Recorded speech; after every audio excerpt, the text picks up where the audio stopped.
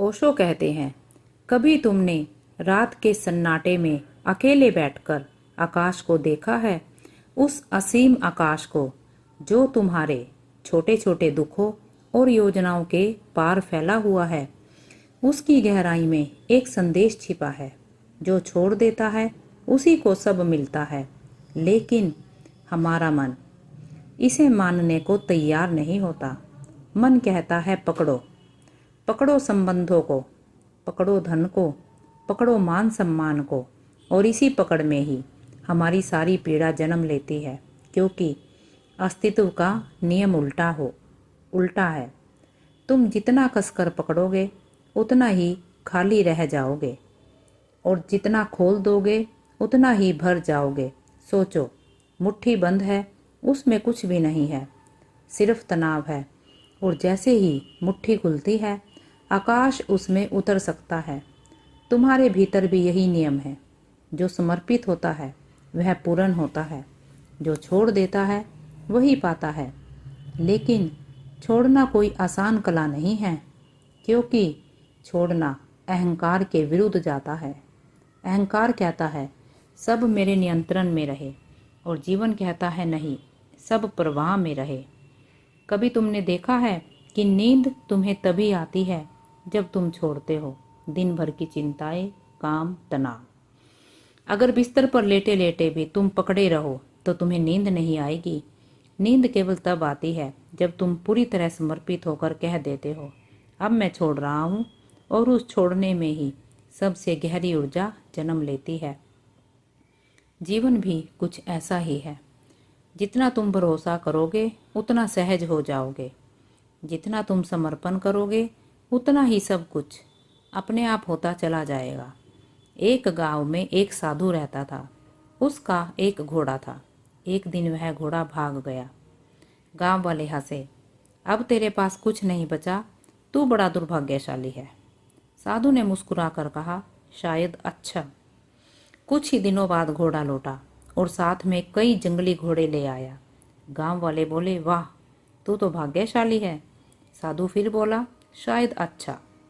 उन घोड़ों को काबू करने में उसका बेटा गिर पड़ा और उसकी टांग टूट गई। गांव वाले बोले, अब तो विपत्ति आ गई। साधु शांत स्वर में बोला, शायद अच्छा। कुछ दिनों बाद गांव में युद्ध छिड़ गया। सभी जवान लड़के सेना में ले जाए गए, लेकिन साधु का बेटा अपाहिज होने के कारण बच गया।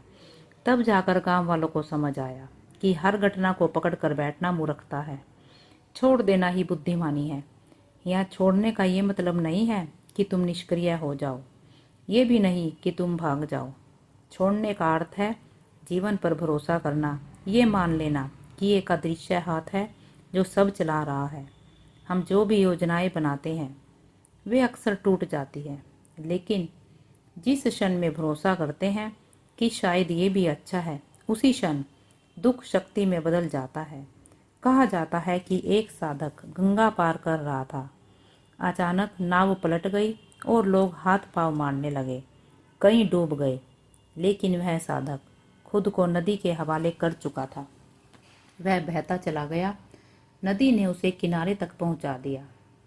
जब लोग हैरान होकर पूछने लगे, तुम कैसे बच गए? तो साधक ने कहा, मैंने कुछ नहीं किया, मैंने सिर्फ छोड़ा। जीवन भी एक नदी है। जो इसके विरुद्ध तैरता है वह डूबता है। जो इसके हवाले कर देता है वह सुरक्षित किनारे तक पहुंच जाता है। यही जीवन का रहस्य है। तुम जितना अपने हाथ खोलोगे उतना ही तुम्हें मिलेगा।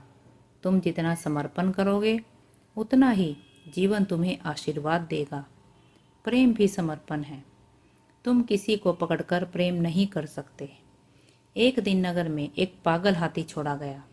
लोग चीखते भागते हुए इधर उधर छिपने लगे। सड़कें खाली हो गई, लेकिन बुद्ध शांत खड़े रहे। हाथी दौड़ता हुआ उनकी ओर आया। लोग दूर से देख रहे थे कि अब क्या होगा, लेकिन जैसे ही हाथी पास पहुंचा वह रुक गया। धीरे धीरे उसने अपने घुटने मोड़े और बुद्ध के पास बैठ गया। लोग चकित रह गए। उन्होंने पूछा, ये कैसे हुआ? बुद्ध ने कहा, जब भीतर कोई डर नहीं होता, जब भीतर समर्पण होता है, तो सामने वाला भी बदल जाता है। एक किसान रोज आसमान को देखता और शिकायत करता, आज भी बारिश नहीं हुई, मेरी फसल सूख जाएगी। दिन गुजरते गए, चिंता बढ़ती गई। एक दिन उसने सोचा, मैं कब तक शिकायत करता रहूंगा, जो होगा उसे स्वीकार करता हूँ। कुछ ही समय बाद आसमान में बादल घिर आए और बारिश शुरू हो गई। किसान ने समझा कि जब तक वह पकड़ कर बैठा था तब तक पीड़ा थी। जैसे ही उसने छोड़ा, वरदान उतर आया, तुम्हारे पास घर रहे, धन रहे, परिवार रहे, कोई हर्ज नहीं, लेकिन भीतर यह समझ बनी रहे कि यह सभी क्षणिक है और तुम उसे पकड़कर नहीं रख सकते। और इसी से भीतर गहरी शांति जन्म लेती है। जो छोड़ देता है उसी को सब मिलता है। जो समर्पित होता है वह समृद्ध होता है। नियंत्रित मत करो, भरोसा करो। याद रखो, आकाश तुम्हें हमेशा थामे हुए है। तुम्हें केवल इतना करना है कि अपने अहंकार की दीवारें गिरा दो, अपने को उस प्रवाह के हवाले कर दो।